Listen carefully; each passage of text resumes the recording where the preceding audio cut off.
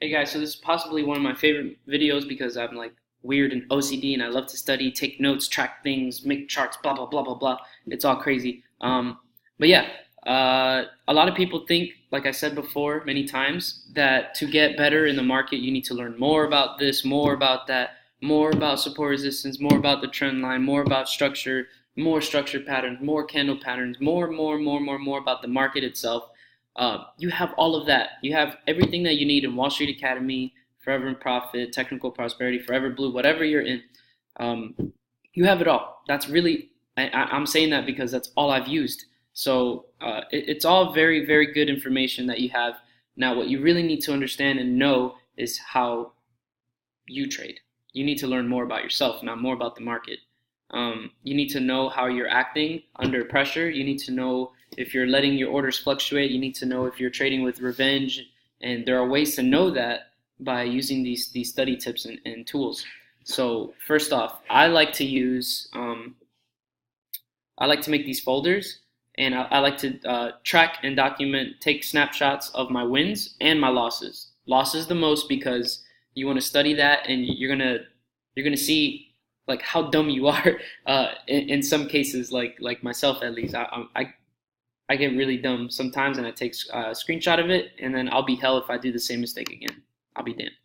Um, Here's a before example of a win that I got on UJ, a little intraday trade. This was June 8th, 2017. And if you see where I entered on the next day after, you'll see that there's no drawdown and it just went straight to it. So that was a good little trade. And what I'm looking at now is why I took the trade, and that's just solidifying my trading strategy in my mind even more. So there's another one here before. This is an H4 trade, so this one took a while to pan out. But I seen that there was confluence here with being that it's in a buy zone, being that it's in a uptrending structure. This is a 61.8 area, and then I set my projection at one of the expansion levels. And then a couple days later, bam, there he is. So this is all developing like confidence in my method and my strategy, and that's why I use the screenshot before and afters. I like to do that. I like to do them on losses as well. This before, and first thing that I take from this is what time frame am I on? I'm on a 5-minute time frame in this trade. So that's what happened. It just went completely south. It did not go well. And I'm in an overall downtrend. And this is showing me that I should always start from the top down and build the case from a higher, more reliable time frame than that of the smaller one, because it's just too noisy. So I got caught up in the noise, and then there it goes. There's the proof. And now I'm analyzing this again, and now I know what not to do next time. So this is really important to track your losses, especially your losses. Document all of it. I love backtesting. Backtesting builds strength in your strategy and builds confidence as well. So here we are, a very simple strategy. I had the trend line, point 1, point 2. They have broken into the sell zone, broken structure, did a retest into a fib retracement level, did a candle pattern, and then I have my target set. This is giving me confidence in letting my profits run, letting my orders run for an extended amount of time. And me seeing this over and over, I'm okay with letting it ride, letting it fluctuate, me not getting scared out of it because I've backtested it. I've seen it, how it works over and over again. TP 1, 2, and 3 with a grand total of 352 with the full extension down there. But yeah, I have tons of these. Raw market movement, raw market movement, and fibs. Get rid of that. But yeah, just track yourself. You see how I signed them also. I put my name on them. I take a lot of notes on them. I make a lot of things very obvious. I put a lot of time into backtesting. Very important. Very important. All right. Now there's a video version of that. I do vlogs. They're called Forex logs. And my friend Eric came up with the title. I just like to do them. So here's an example of my vlog. See if it comes up. There we go. He literally did a big pop straight to structure. 11 breaking down UJ July on the daily chart. Crazy. And this higher low on H4 was tested, but the EMAs were crossed at that point. there's a lot of seller momentum on the daily chart. That's a fact. So you could get little clues like that. But once this point B, some fib use. There's point A, point B. Retrace to the 38.2. Let's see.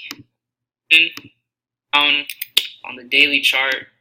Look to continue pressing down, see if the EMA stays spread apart. And it did. It pressed down. All right, so vlogs are really cool because also we do a lot of top-down analysis, which means we're breaking down higher time frame setups into the smaller time frames for more clean, precise entries. So you can't really take a lot of pictures of all that. It's going to fill up your folder, so I'd just rather do like a 5-minute video log of it. So I like to do that. I do a little trade journal to track my orders. It looks like this. This is just like a template version of it. Battery's dying. But yeah, I look at the pair, the position, whether it's buy or sell, the date I opened it, time I opened it, date close, time close, lot size, pips, and profit and loss. This is going to tell me a lot about how I'm trading in the market, whether I'm trading with revenge or with no clue with what I'm as to what I'm doing, because like you can have your pairs on the side. One, to see if you're pair hopping like crazy. Two, to see if you're in the same pair multiple times on the same day with a million different positions. So it's like you actually have no idea where it's going to go, and you're just guessing and gambling at that point. Also with your lot sizes, you can see how many losses you take and see if your lot sizes are increasing when you're in a losing cycle. Like you can learn all these things by tracking yourself. There are automated versions of this on like Forex Factory or MyFXBook. I just like to do it by hand because I'm more hands-on learner, and like with the automated ones, you can kind of get lazy. They're really good if you're not lazy and just check it all the time. But I like to be involved with learning about myself and how I act in the market. So there's my little template for that. So like study sources, I read the only like trading books I've read are psychology based, because we have all the strategy and methods we need in Wall Street Academy and everything else.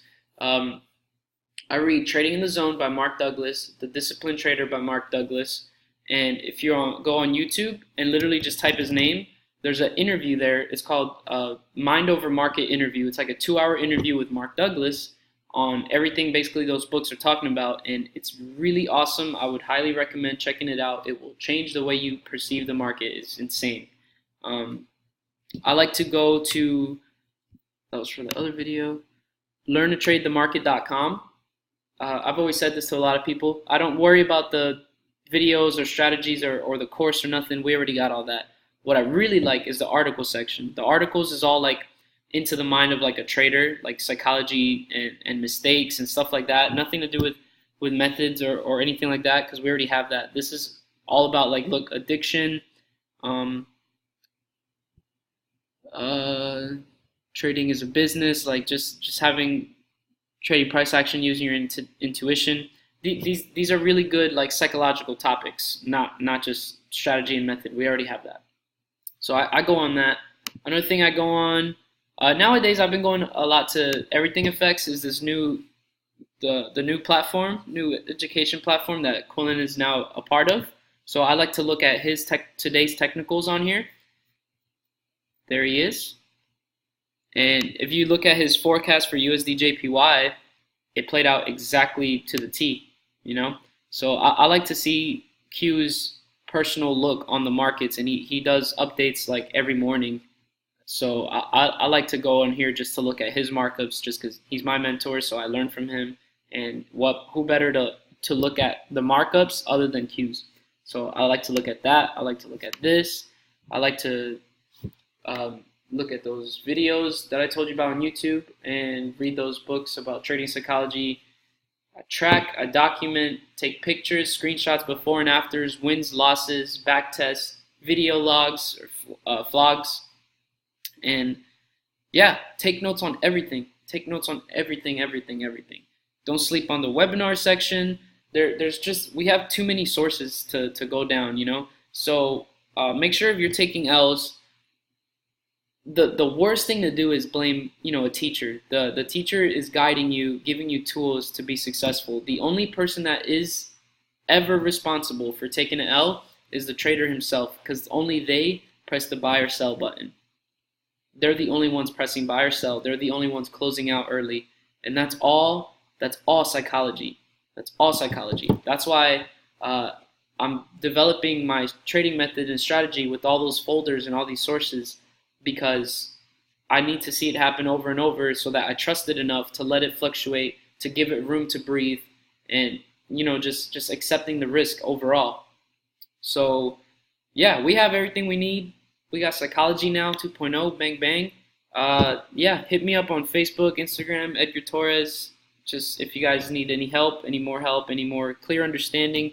This is all very big general concepts. There could be more details we could discover ourselves, but yeah, hope it helped. Peace out.